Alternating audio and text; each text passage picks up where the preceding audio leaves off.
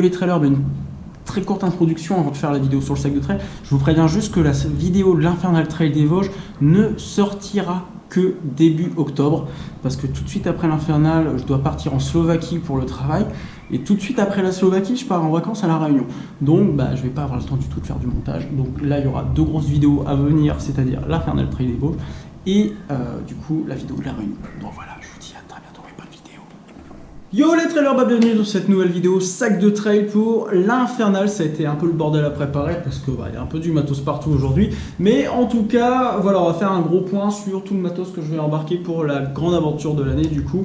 Et c'est plus complexe parce qu'il y a des sacs de base de vie et plusieurs. Bon, comme d'habitude, allez, on commence. Hop, attention, double clic sur le bouton comme ça. Non, vas-y, double clic, voilà. Sur les points ravito, donc là il y a pour le 30 aussi, mais c'est un peu bébête. Et là du coup il y a pour du coup la course, donc on a 13-14 ravitaillements, là je sais pas si c'est un ravitaillement le 6, mais sur le plan c'est plutôt un ravitaillement. Les kilomètres, le delta en kilomètres, le dénivelé positif pour ça. Donc on voit bien qu'on a du 20, 17, 20, 18, 16 et après c'est génial parce qu'on a plus que du 12, 14, bon là il y a un 14, mais du 12 jusqu'à la fin et après il n'y a plus des gros dénivelés, donc on va enfin morfler vraiment sur la première moitié, la deuxième moitié, bon on va morfler quand même parce qu'on sera très fatigué, mais du coup un peu moins.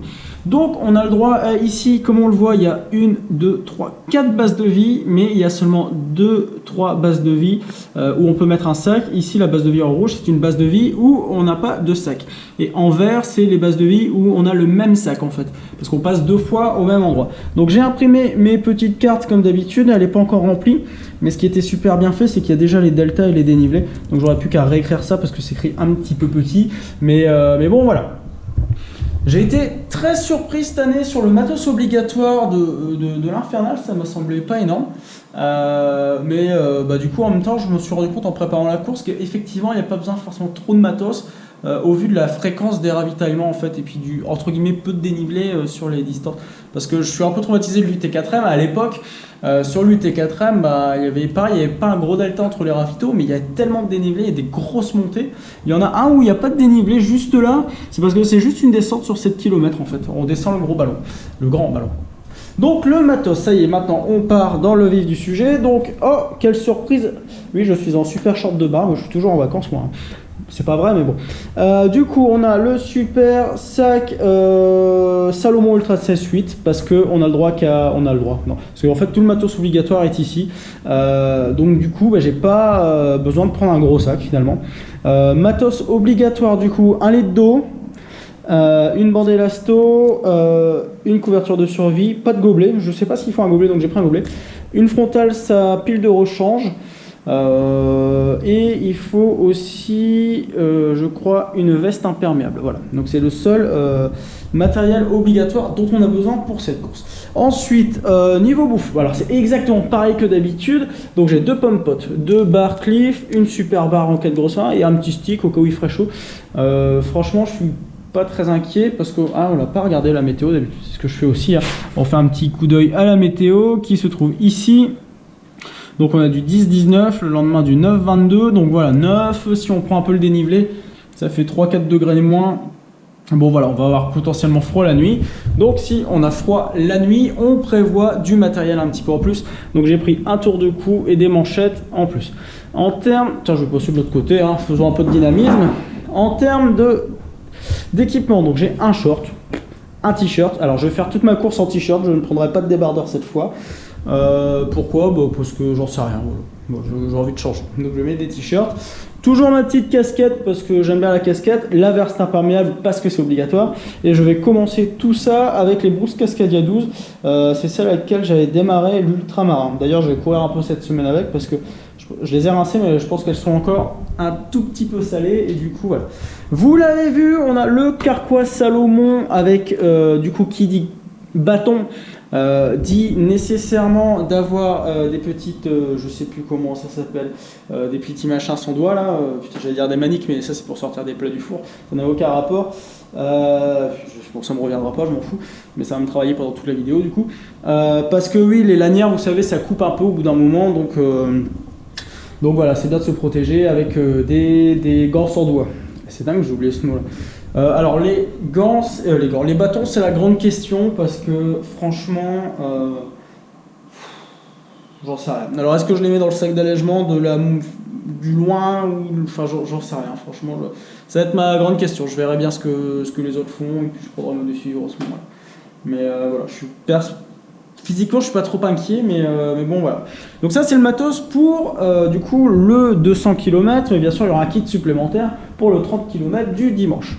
Alors, ici, non, je vais pas faire une bascule comme ça, je vais faire une petite coupe et je vais replacer la deuxième caméra pour qu'on parle ensuite de la suite du matériel. Voilà.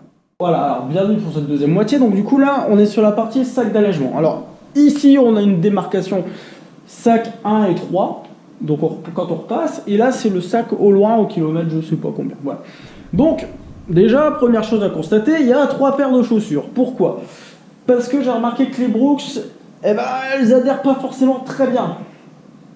Et du coup, j'ai peur que ça glisse, donc j'ai prévu une petite paire de MT au cas où. J'ai mis une paire de Keep Race parce que je me dis qu'à la fin j'aimerais bien un peu de légèreté. Il y a 60 bornes à la fin, ça devrait tenir, surtout qu'on va pas être à rythme de fou, donc elle devrait tenir les 60 bornes finales. Ensuite j'ai 2 paires de chaussettes parce qu'il y a 2 passages, 2 caleçons, un kit de douche, 2 t-shirts, des shorts. Alors sachant que normalement on se lavera pas, on a juste prévu de se laver sur le ravito qui se trouve loin. Ensuite, comme d'hab, il y a la recharge en nourriture. Donc là, bon, là j'ai pris du plaisir. Donc j'ai mis des petits tucs et des petits pépitos. Les pépitos que j'avais pas trouvé pour l'UT4M l'année dernière. Et puis des petits saucissons. Donc voilà, tout est par 2 parce qu'il y a l'aller et le retour. Donc là c'est pareil, il y a 2 pommes potes, 2 barres, 1 méga barre. Voilà pour le premier passage. Et 2 pommes potes, 2 barres et 1 méga barre pour le second passage. Ensuite ici, bon, j'ai quelques sticks. Donc là j'ai toujours le même. L'additif truc là avec du bicarbonate et du chlorure du sel, et là j'ai quand même pris un petit type boisson glucidique. C'est pas du tout dans mes habitudes, mais on sait jamais, parfois j'ai du mal un peu à manger, donc voilà. En plus en technologie on a une batterie et la prise pour la montre. Donc du coup à partir de ce ravitaillement là je prendrai le chargeur et le câble avec moi parce que j'ai mis un deuxième chargeur après, et j'ai toujours un petit sparadrap parce qu'on ne sait jamais si on a une petite ampoule, hop on scotche. On passe du coup à la suite par là-bas, donc on coupe par ici stratégiquement. Donc c'est la deuxième moitié le deuxième la base de vie, deuxième numéro 2. Donc j'ai toujours une paire de MT. J'ai un caleçon, une paire de chaussettes. Là, on devrait prendre une douche. Normalement, c'est à 116 km. Ça devrait faire entre 20 et 24 heures de course. Donc, on va avoir besoin de prendre une douche à ce moment-là. Donc, on a un kit serviette avec un petit gel douche, toujours des tucs, des petits saucissons parce que du salé, c'est bien. Mais alors, ça, c'est pour emporter. Hein, par contre, les saucissons, c'est pour emporter parce que je mange toujours, il n'y a que du sucré, comme vous pouvez le voir. Et du coup, voilà, je vais peut-être avoir besoin un peu de salé sur le trajet. Donc, j'ai pris un peu de salé. Donc, j'ai un short, un t-shirt, 2 barres Cliff comme d'habitude, 2 pommes potes, une super barre. Des pépitos, là j'en ai mis 2 parce que c'est un petit de la course, faut fêter ça. Une petite boisson glucidique au cas où, un petit sel s'il faut. Normalement ça devrait pas trop servir les sels parce qu'ils n'ont pas prévu très chaud, 24 degrés c'est pas très chaud. Enfin c'est vraiment des bonnes conditions en fait pour courir. Et du coup ça doit être au niveau de la flotte et tout ça, même si on prend qu'un litre avec nous, ça devrait être largement suffisant. Et comme là j'ai une petite batterie de GoPro, j'ai un chargeur de batterie, donc du coup celui-là je vais le laisser là-bas parce qu'il va me servir du coup le temps que je prenne ma douche à recharger ma montre, tandis que là je vais le garder avec moi au cas où j'en aurai encore besoin. Et puis j'ai quand même pareil un petit sparadrap pour tout ça. Donc je vais m'asseoir comme un vieux et je vais essayer de vous regarder et faire un deuxième plan, ça va faire bizarre comme raccord, mais voilà ce que j'ai prévu d'emporter pour l'infernal des Vosges. Du coup voilà, donc en fait là il me semble que l'orgaf ne fournit pas les sacs, donc on va devoir venir avec nos propres sacs.